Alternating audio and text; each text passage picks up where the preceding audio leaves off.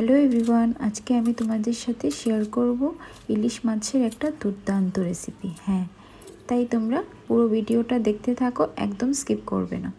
তো প্রথমেই আমি সর্ষেটাকে ভালো করে বেটে নেব, আর সাথে দিয়ে দেব আমি কতগুলো কাঁচা লঙ্কা। ঝালটা খেতে আমার বরাবরই ভালো লাগে, তাই আমি কাঁচা লঙ্কা অনেকগুলো দিয়ে দিলাম। তো এই যে দেখো, আমার পেস্ট তৈরি করা হয়ে গেছে সর্ষে আর কাঁচা লঙ্কার, আর এইগুলো আমি দিয়ে দিচ্ছি ইলিশ মাছের গায়ে। তো ভালো করে এইগুলো আমি ইলিশ মাছের সাথে মিশিয়ে নেব। সর্ষে ইলিশ খেতে সবাই ভালোবাসে, আমিও ভীষণ ভালোবাসি, তাই আমি আজ বানিয়ে নিলাম সর্ষে ইলিশ। তো প্রথমে আমি এতে দিয়ে দিলাম হলুদের গুঁড়ো, তারপর আমি দিয়ে দেব লবণ, এরপর পরিমাণ মতো লবণ, যে যেমন ভালোবাসো লবণ খেতে দিয়ে দেবে। আর সব থেকে ইম্পর্ট্যান্ট হচ্ছে সর্ষের তেল। হ্যাঁ, সর্ষে ইলিশের মধ্যে যদি ঝাঁঝ না থাকে তাহলে ইলিশের স্বাদটাই একদম বৃথা চলে যায়।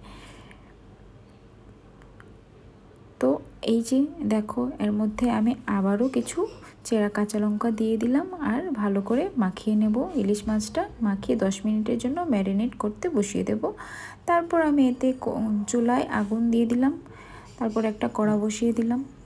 কড়া বসিয়ে এতে দিয়ে দিলাম জল, কেননা ইলিশ মাছের ভাপার জন্য জলটা দরকারি। আর একটা বাটিতে আমি ইলিশ মাছের ভাপাটা রেডি করে নিলাম।